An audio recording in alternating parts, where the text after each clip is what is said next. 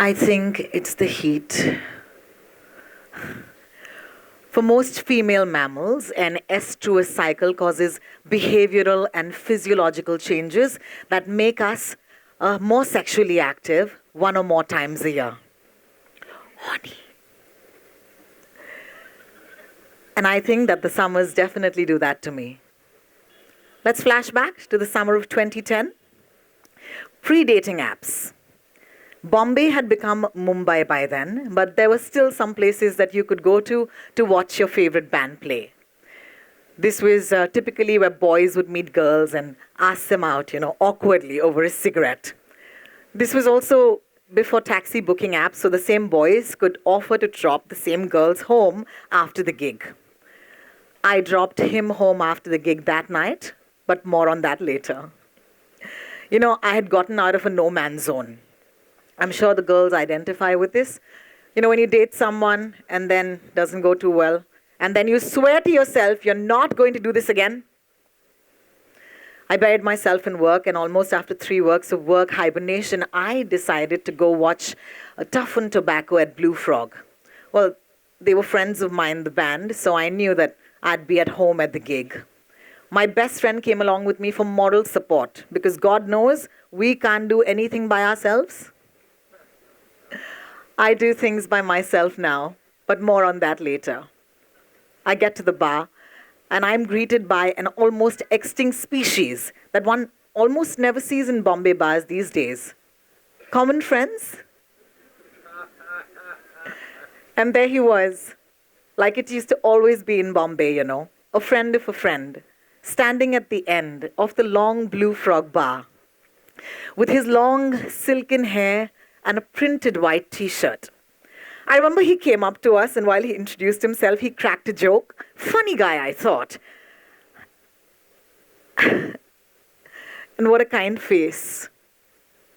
I was just going to tell him my name. That's when she came along.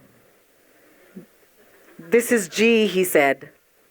I waited for him to add an F after it, but he raised the alphabet bar and added an X before it. Well, they were seeing each other, it didn't work out, and they were here that night trying to give this one last shot. She looked like a girlfriend. I decided to look disinterested. The thing is that this is exactly what I was staying away from. Look at them, trying to work stuff out in the middle of a gig. I was so happy that I was in no man's zone. I was so happy I wasn't that girl anymore. The band played more songs we knew, and as the lights came on, I saw XGF leave. Leaving him standing right next to me with a smile on his face. I looked at him quizzically and asked him why he hadn't gone out to drop her. Because if you've been to Mumbai, there used to be this bar inside this big mill. So if you had to get a Kali Pili, then you had to literally walk all the way off the mill and go outside to get the cab. And, she would have to do that alone. I think he kind of sensed that I was judging him. And I think for a second he was thoroughly confused between what could have been and what could be. Well, before another second passed, I saw him bolt out of the bar. And just when I thought that was the last I'll ever see of him, he came right back. So did you guys work it out? No. That ship sailed a long time ago. I didn't get your name, actually. I'm Ro, I said. Well, that's when your common friends come into play, right? Somebody suggested an after party. Well, I don't know how you guys do it here in Udaipur, but I can tell you something about the great Bombay after party. All right? I'm sure. Well, if it weren't for these, nobody from our generation would ever get married. Well, that might be too much. Ma'am, I think you did. Well, if it weren't for these, nobody from my generation would at least ever get laid. I mean, Janta butter chicken, leftover booze, old monk mostly, someone's Winamp playlist being scrolled through, those dim yellow lights from fairy lights that were all the rage back then. आपके घरों में शायद आज भी हो, please फेंक दीजिए, बहुत पुराना हो गया है ये style. Oh, big windows, open windows, and many mosquitoes. Yeah, that's Mumbai for you. It's the perfect setting, actually, if you ask me, to get to know someone. I didn't tell you his name so far, did I? He was K. for kind face. I mean, he went on and on about his hair care routine and how long form copy was the future of advertising. I mean, I remember so sweetly thinking, this guy is amusing, but he has no game, you know. And I like that, to be honest.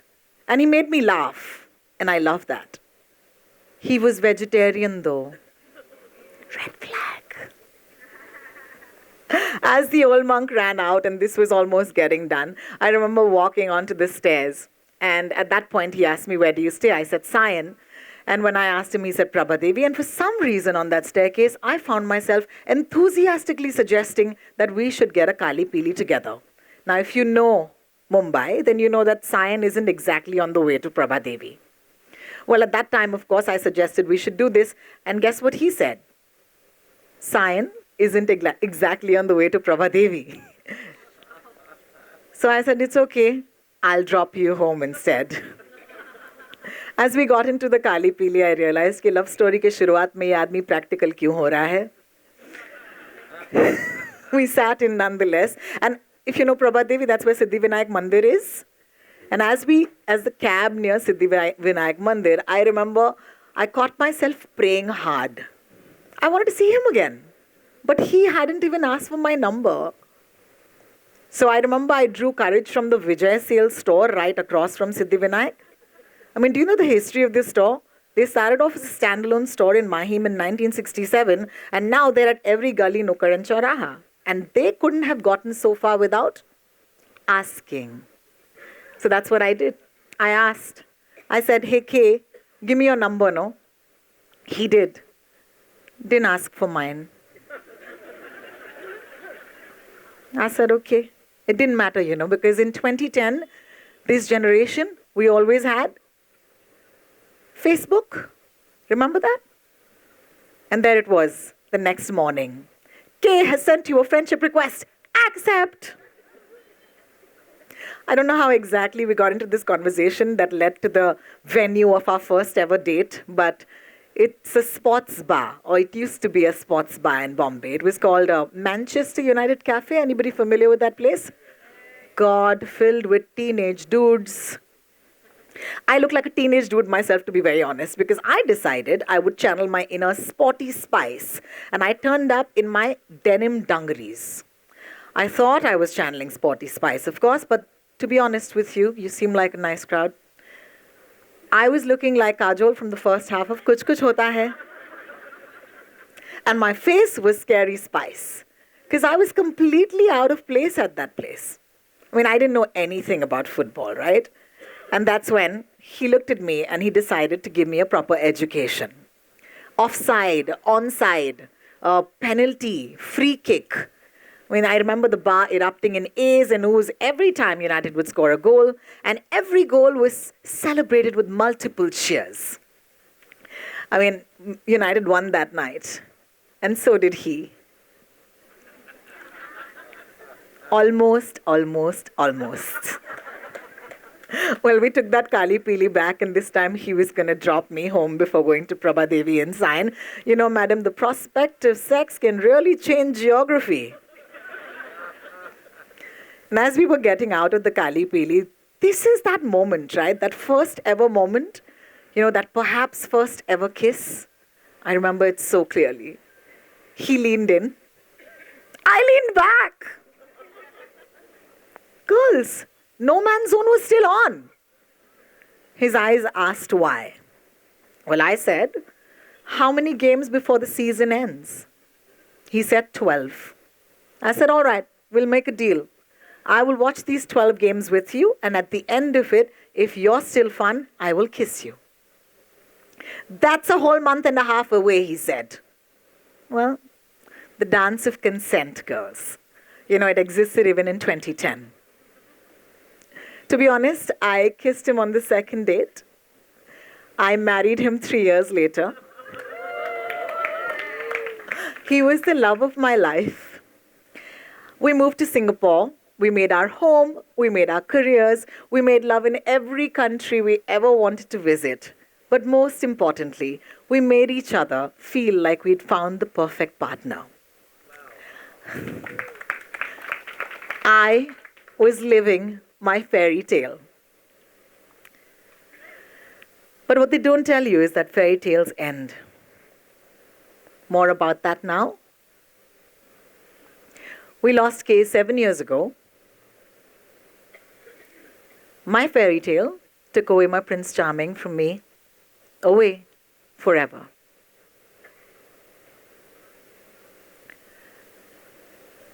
In the wake of what happened, with a lot of help from my friends and my family and my therapist and my job, I found myself asking some really hard questions. What happens when the fairy tale ends? What happens to the princess who'd only known the story until this long? What happens to queens when they lose their kings? And what happens when you have to find love all over again? I don't know. But you know what? I'm about to find out. And this time, all of you get to find out with me. Welcome to Dating Row, the love adventures of a 30... I'm sorry, you're almost friends now. Welcome to Dating Row, the love adventures of a 40-something in Mumbai. In this post-fairy tale life, I've been given one superpower, which is that I know how good the fairy tale can be, or at least should be. I think that really helps. And as I go into this new era of my fairy tale, you might be wondering why I still call it Bombay. I don't know. Why do you still call photocopy Xerox, sir? I guess whatever was left of Bombay for me ended with K. And what I'm left with right now is Mumbai.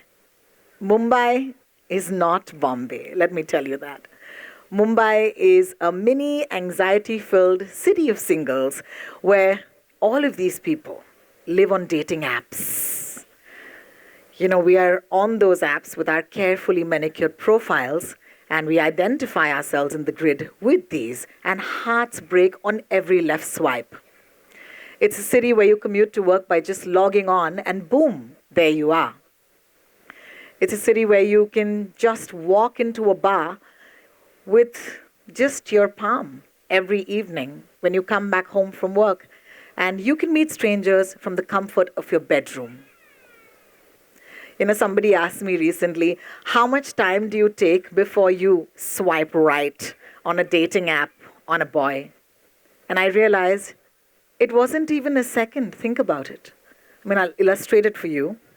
No, no, no, no, never, or guts. No, no. On to the next. The next chapter of my life is called, Where Do We Go Now?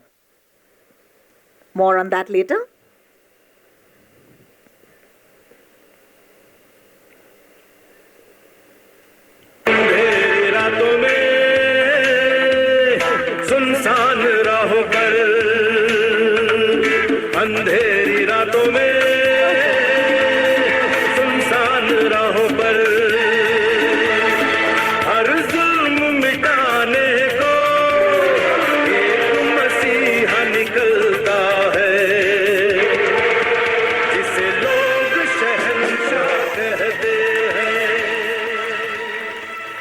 I was born in 1988.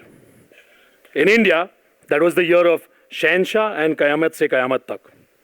In Shahenshah, an Amitabh Bachchan disguised himself as an older Amitabh Bachchan and created mayhem. Probably explains my love for Halloween parties. In Qayamat Se Qayamat Tak, two people in love die for love. Probably explains why I'm not remotely romantic. So you see, Bollywood is an integral part of growing up in India. And considering my father is an actor and writer in Bollywood, more so in mine. In 1993, he wrote a film called Bazigar. And it was an absolute blockbuster. I was 5, and if any of you here have seen Bazigar, you'll understand why my idea of romance is a complete mess. 1988 was also the year Rain Man released. Tom Cruise, Dustin Hoffman, and this hilarious film called Twins. The messaging was clear. I was destined to be very different from my elder brother. I was a sportsman, he wasn't. He was a reader, I wasn't. And the differences didn't end there. You see, while my father was out there conquering the world of cinema, my brother was working his way towards a career in the theatre. My father was already a theatre veteran, and my brother was showing all the signs of making the same mistakes. I had to save myself from that doom. The fourth member of my nuclear family, my mother, was a pre-primary teacher shaping young minds. In this heady mix of academics and culture, my young mind was taking on a shape of its own. Cut to the early 2000s. These were troubled times. Tsunamis, planes crashing into buildings, Godhra riots, Putin becoming president, etc. And in the midst of all this, it seemed like I had to make some important life decisions. Sure, I could join the college with the most attractive women, or select maths tuitions that were walking distance from home. But the most pressing question was, what did I want to do with my life? In a moment of rebellion, I decided what I don't want to do is join the family business. So I decided to study forensic science in Scotland. Yeah, I know, it sounds like the result of some drunk wheel spinning or failed career dartboard game. The apple was falling miles away from the tree. I was to trade in a life of culture for a life around blood culture. But I had a bigger problem, even more than my choices. Supportive parents, they agreed. I often wonder why forensics. I think it probably had to do something with my fondness for Faluda. No, I don't have a sweet tooth. That's Faluda. Faluda, or Pradosh Chandra Mitra, is a fictional detective created by Satyajit Ray. I went through a period of obsession and fancied myself as a laid-back detective. Why Scotland, some may wonder? I did get admission in London as well. But I think there were too many Indians there, and there was a lesser chance of spotting the Loch Ness Monster. The innocence of youth. So in 2005, when Mumbai was flooding, and the biggest Bollywood film of the year was No Entry, I took entry into Glasgow. It was my first trip abroad. I was completely disoriented by the fact that it was dark by 4 p.m. My first few days were filled with regret. I was in a cold and bleak city with limited daylight and unlimited solitude. It took me some time to realize that earlier sunsets meant a longer nightlife. And then everything was fine. I forgot to mention that in 1988, I was born on the 1st of January, New Year's Day. I mean, it couldn't be clearer that I was born to party. So I reveled in the joys of copious amounts of alcohol, red meat, gambling. And when I began to miss desis, I found the perfect solution. I joined the university cricket team. Now, it is common knowledge that when you're abroad, Indians and Pakistanis have no differences. They are buddies from the same subcontinent. Everyone is apne mulk se. And the common enemy is now the white man. Our cricket team captain was this grumpy fellow from Liverpool who hated everything and everyone, including the Beatles. So we resorted to talking to each other in Hindi, which had him permanently flummoxed and even more grumpy. As Murray Walker used to say, you could cut the tension with a cricket stump. But we had the best times. We were in our own twisted, low-budget version of Lagan. In 2006, Rang De Basanti released. I watched it away from home, got extremely affected, and immediately wanted to return to India to assassinate some politicians. My supportive parents put their foot down for a change. Says a lot for the film. Doesn't say much about the impressionable person I was. I was always affected by movies. When I was 4, a film called Beta released. Anil Kapoor, Madhuri Dixit. You all here probably remember it for the wrong reasons. Never mind. Anyway, my father was in it, and my parents thought I was old enough to be taken to a screening of the film. I snoozed through the erotic song and dance, but when the drama kicked in, I was hooked. And then at one point, some people started beating up my father. On screen, that is. The real dude was sitting right beside me, critically assessing his own performance. But at 4, logic escaped me, and I began howling. I was distraught that my father was being assaulted. I had to be dragged out of there. But my crying had become the laughing stock of the gathering. I decided to suppress all my emotions from that moment on. I don't cry anymore. Not at breakups, not at Bagban. Anyway, back in Glasgow, finally some middle-class guilt kicked in, and I decided to focus. I turned things around. I became popular in university. I did well in class. I became class rep. I even got myself a steady girlfriend. I had broken away from the family business and was making a mark of myself. I had a bright future in forensics. We were going to be two very different but individually successful brothers. But another set of siblings had very different plans. The Lehman Brothers. In 2008, when I was on the verge of greatness, the world was hit by a GFC, global financial crisis. And my plans got a big GPL. Anyone? Ganpelat. Yes, that's right. My scholarship fell through. My family thought it best I return and bide my time. My girlfriend left me. Not necessarily in that order. 2008 was the year of Tashan, Drona, Yuvraj. All debacles, just like my life. Since we were like chalk and cheese, 2008 was the year my brother was making a big impression for himself in the world of theatre. Now, when my career was in the toilet, he was emerging as an important and young new voice. Still, I kept my distance. In 2009, a couple of weeks after I turned 21, the government of India launched the Adhaar card, plunging me into a deeper identity crisis. Now, my parents always wanted us to have unique names. In 1988, no one else was called Adhar. Oh, by the way, that's my name. Not Adarsh, Adhar. Yeah, that's what I'm called. The government's Adhar was also a unique identification number. But now, everyone had it. Earlier conversations went like, oh, Adhar, kya sundar naam hai, what does it mean? Oh, foundation, kya baat hai, kya baat hai, kya baat hai. Now conversations went like, oh, Adhar, card की तरह एक joke सुनाओ नहीं आपने बहुत बार सुना होगा but फिर भी बता देता हूँ हाँ सुनाओ आधार कार्ड की तरह अब तो मेरे बैक पॉकेट में हो यार क्या बात है Since my own foundations were a bit shaky, people began to assume that I was named after a government policy of a country I tried to escape from, of a country whose politicians I once wanted to assassinate. Ah, the irony. Anyway, later that year, I gave in and agreed to act in a play. I was a lanky 21-year-old playing a 12-year-old British boy. Go figure. Some more plays followed after that. I was unemployed, so I had no real choice. And I was cast or typecast as a Spanish revolutionary dressed as a mariachi, another Britisher, this time a lecherous crook, an American homosexual, and a cross-dressing bellboy. Look, I'm not going to lie, I was beginning to enjoy it. Like I mentioned earlier, I liked dressing up. And the people were mostly fun. Like me, most of them had no real jobs. And like artists are meant to, some of them had vices that suited me just fine.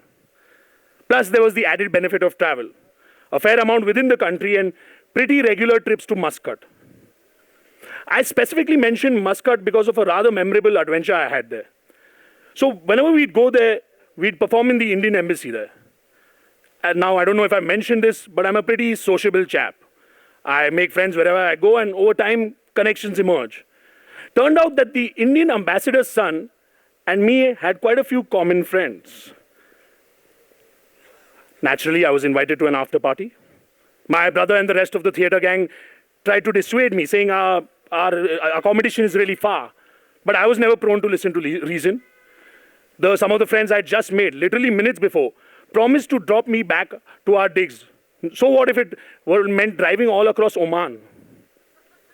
I was an adult who had studied abroad for 4 years. I stood my ground and shooed the theatre gang away. A wild night followed and went on till dawn. What no one had realized was that it was the dawn of a Friday, a holiday in Oman. No driver was scheduled to show up and no one was sober enough to drive. They tried to coax me into crashing there, but I had a flight later that day and needed to get back to the flock. I was dropped rather hesitantly at a bus stop. I was 70 kilometers away from my destination, most of which was desert. All I had was 20 local bucks and the name of a resort. When the bus finally arrived, it wasn't a bus. It was like the bastard child of a van and a tempo that was transporting laborers and cargo. It looked like a perfect setup to be sold off to the flesh trade. But I needed to get out of the sun. After traveling for what felt like an eternity, like an illegal immigrant, I was dropped off in the middle of nowhere. The thing left. The only thing I caught on to was taxi. I stood there wondering how many days it would be before anyone found me. And then, like a mirage, a taxi appeared. A share cab. I sat between two massive Arab men. One held a hen, the other held a watermelon. I, on the other hand, held my breath. Here's why. I was stinking of booze and was surrounded by these beastly Arabs with some Arabic prayer playing at that lethal, just about audible volume. If ever there was a sinner, it was me. Once again, I was dropped off in the middle of nowhere. The cab filled with fruits and poultry and assassins vanished in a cloud of dust. I watched a solitary camel chew on something for a really long time. I mean, it was all I had, barring a bad hangover, dehydration, an oncoming heat stroke. Then I tried something radical. I looked away. I turned around and there it was, the resort. I stumbled into my room and with a fleeting feeling of achievement and relief, I passed out. I dreamt about everything that could have and probably should have gone wrong and woke up thanking my stars that Murphy had been sleeping on the job. Now, two things happened as a result of this. One, I began to align myself with the family business. For the wrong reasons, perhaps. But if this was the theater life, I was on. Two, my brother grudgingly began to respect some of my characteristics. My survival skills, to be precise. And just like the Emperor Jahangir did with the East India Company, my brother let me in. I just hope he didn't regret it as much as the Mughal did. Or maybe this was his idea for punishment. Because he cast me as his own impotent son in the next production. And my own father's gay lover in the next production. And to never let me forget my trauma, he regularly cast me as Arab characters. One good thing that came out of sportingly dancing to his whims was that he let me direct my own plays. After a shaky but fun debut, I began to find my groove. My second play was about a young man with bad habits trying to find his place in the universe. Semi-autobiographical. And it was a heartwarming hit. The third play was a romantic comedy about the complications of dating, also close to my life, and it was an absolute blockbuster. I was finding my voice, putting out inappropriate but fun content. And still, through all this, my family somehow supported me. There's something you need to know about my family. They're a bunch of overachievers and ridiculously efficient multitaskers. I can barely do one job at a time, and that's if I've got enough sleep. My brother had also bitten off more than he could chew, and after letting me share the theater directing load, he threw some writing gigs my way. Cut to 2016. This was the year when comic masterpieces like Deadpool and modern-day classics like La La Land released. Meanwhile, I got my first important writing gig to write a sex comedy for Balaji. Now, while the West had already churned on top draw series like Fleabag and Night Manager, India was just about venturing into the OTT space, and I was to be its chauvinistic pioneer. We did try to battle the system and add more depth and make it more about bonding than bondage.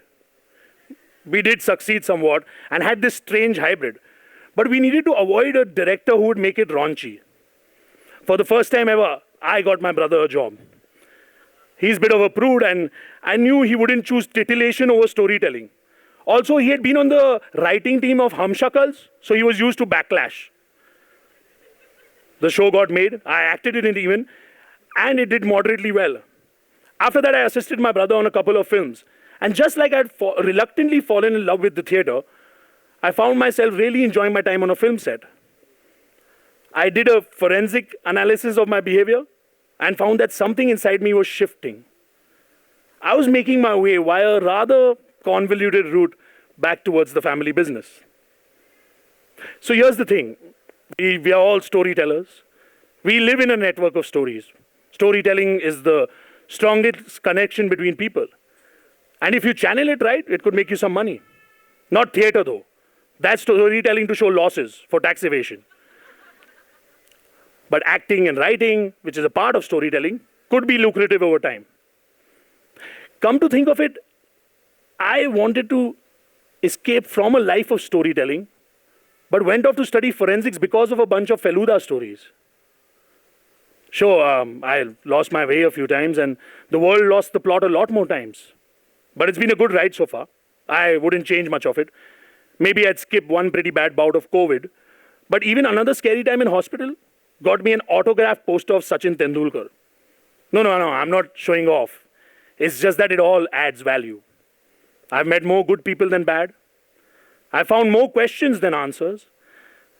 And it was another bunch of stories that helped me make peace in this seemingly aimless quest. In 2001, the year I became a teenager, The Lord of the Rings, The Fellowship of the Ring released and shook up the world of cinema and me. Before The Two Towers released, I gobbled up all the Tolkien novels. There was a poem in that stuck. It was called The Riddle of Strider and was written by Bilbo Baggins in honor of his friend Aragorn. I'd sing it, but you've been a good audience so far, and I don't want to cause you any pain. In the poem are a couple of lines that have defined me in retrospect. I'm signing off with them. All that is gold does not glitter. Not all who wander are lost.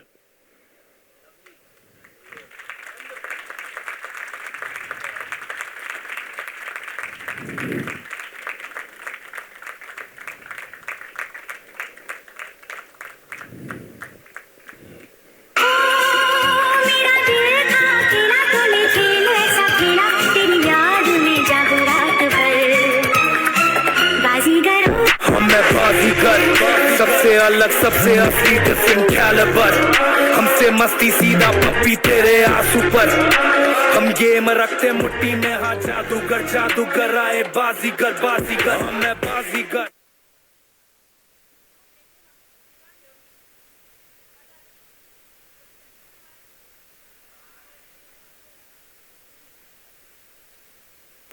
Hi.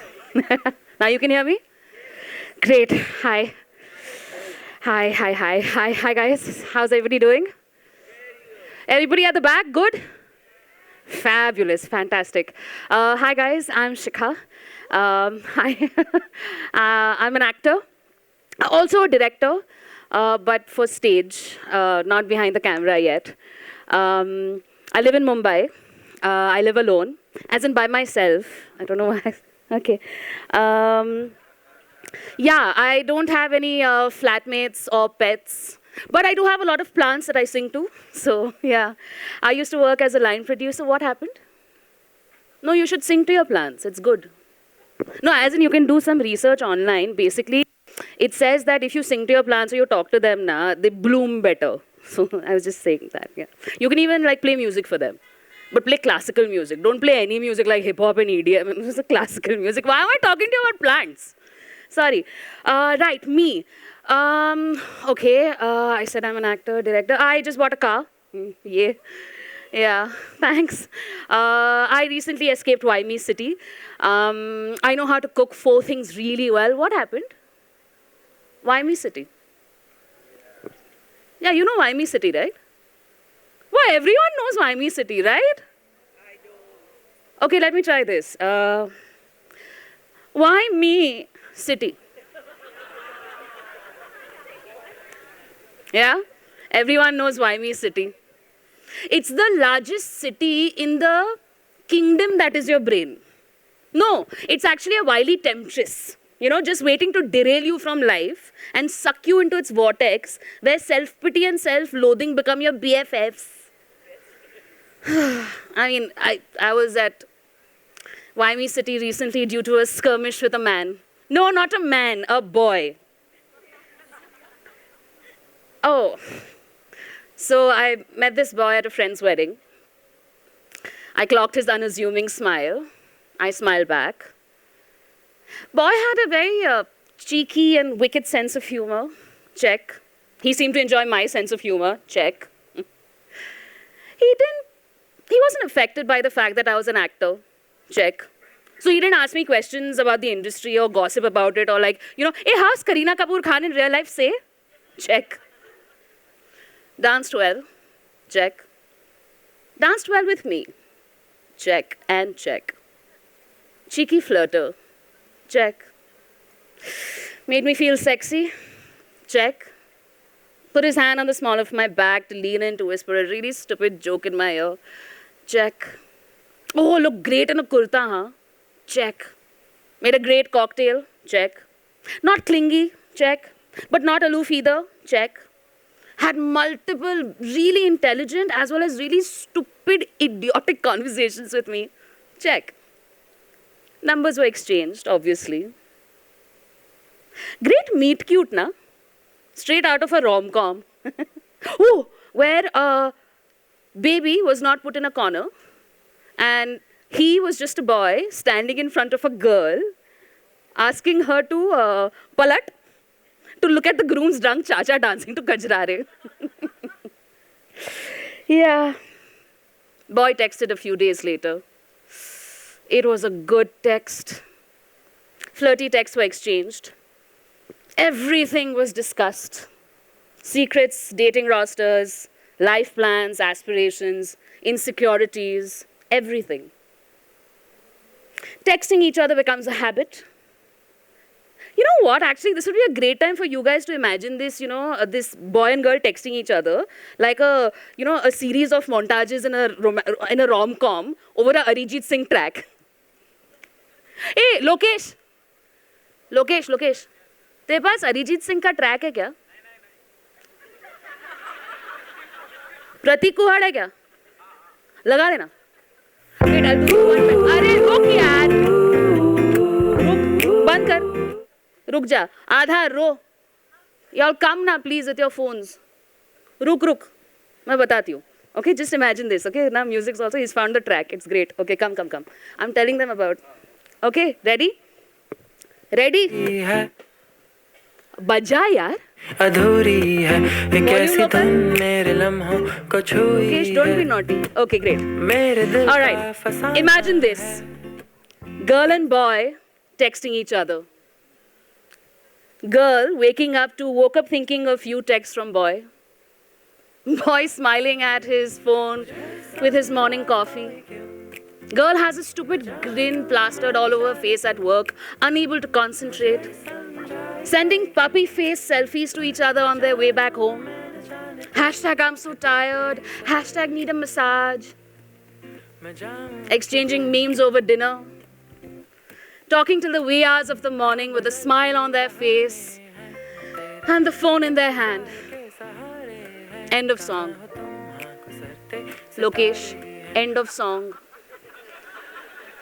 Ro, end of song, yaar. Right. Girl wakes up next day to no new messages. Just 1 second. No response from boy to her, hey you, text. Okay. It's been 2 days. No text from boy. Woman is slightly peeved. Yeah. Woman obviously sends screenshots of her conversation to her girlfriends. Obviously. Every syllable, every selfie, every emoji is dissected. Theories are hatched. But boy, still AWOL, completely vanished. Woman, much to her embarrassment, watches, why do men disappear videos on YouTube? No, she even checks her horoscope. Western, Chinese and Vedic. No answers found anywhere. Then, after a few days, the boy messages with a casual, hey, sorry, hectic week.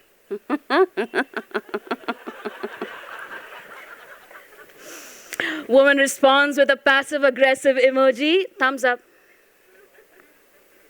Few more days pass, no new text from boy. Boy likes every post on woman's Instagram, but no new text from boy. So obviously, sly attention-seeking stories of quotes get put up by women on Instagram stories, right? It was a good one. Energies don't lie, people do.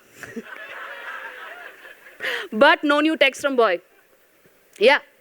I know, yes, the woman is ashamed and aware that, sir, dekh lo na, mat record karo. Best hai. She's ashamed and aware, all right, that she's obsessively checking her Instagram viewer list. But there was no text from boy, na? And no, she's not going to message him. She's too proud for that, all right? And she's irritated and pissed off and pinning affirmations on Pinterest. She just wants to concentrate on herself and her work, but every time the goddamn phone pings, her heart skips a beat.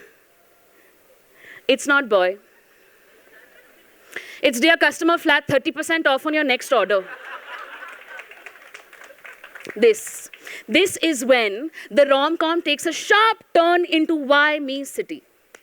Hello, hi, welcome to Why Me City. Come. It's the most comfortable place in the entire world where you can wallow for days. Come in, put your feet up, lie down. Do you want a comforter? No? Ice cream? No. Chocolate? Wine chalega? Best. Here at Why Me City, we start the day with self-pity for breakfast, followed by existential angst for lunch, insecurities for dinner, and self-loathing for dessert. Between meals, you can try to escape Why Me City by going through the portal of overthinking. But be careful, on the other side of the portal, try to avoid the pool of crushed self-esteem and try to go to the preferred destination, fuck that shit mountain. Entry to the portal is logically activated, so please begin. Okay, all right. Okay, well, it's stupid of me to obsess over a boy who's essentially a pen pal. Sorry, wrong password, try again. Okay. We live in different cities, it'll never work. Sorry, wrong password, try again. All right, I'm a fully grown adult woman who doesn't need to waste any more time on this man-child. I'm sorry. You have exceeded your password attempts. Please restore to factory settings. And that's it. You have dived headfirst into the pool of crushed self-esteem. Back to swiping left on apps. Back to never trusting your gut again.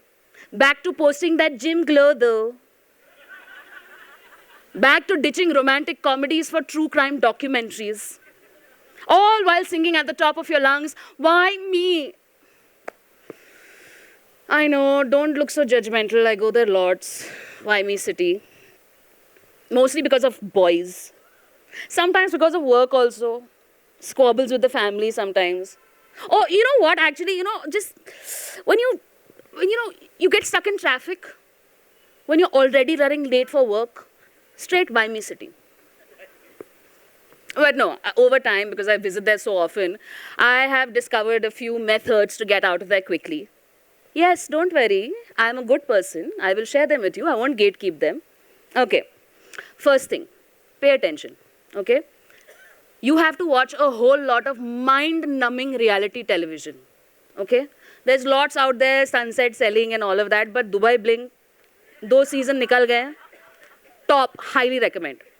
Then there is one, sorry, that's a lie, several drinking sessions with the girls, where you bitch it out and purge it out of your system. Then there is rearranging furniture. Yeah, I know.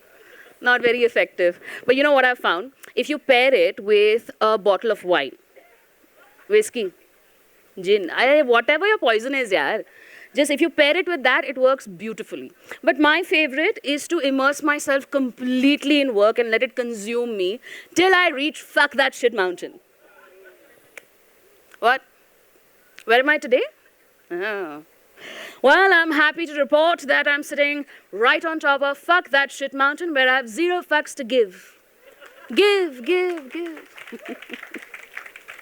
No, it's really lovely. I mean, it's such a glorious feeling. Excuse me, you have any fucks? Sorry, just all out. It's beautiful. The world can throw anything at me and I know where I'm at. Fuck that shit. It's you know what, actually, you guys throw anything at me and I know where I'm at. Throw. Uncle, don't look so scared. I'll help you. Global warming? Fuck that shit. Say it with me. Fuck that shit. Okay? As somebody from this side, again you're looking scared? No, I'll help you. सब कुछ एकदम महंगा होते जा रहा है. Fuck that shit. Why aren't you saying it with me? Together? Fuck that shit. Ah, very good. Fantastic. सबकी शादियां हो रही है. Fuck that shit. शादी होके, divorce होके, फिर शादी हो रही है. Fuck that shit. And where are you going for brunch? Fuck that shit. Huh? You're in your 30s. Still, fuck that shit. Yeah? Still single? Fuck that shit. Yeah? Oh, no. This is best. People are popping out babies, but you still haven't frozen your eggs. Fuck that shit. No. Oh, by the way, this ex-boy is now dating a cutie. Fuck that shit. And you know, judging me for singing to my plants. Fuck you. No. You can bully, fuck that shit. Fuck that shit.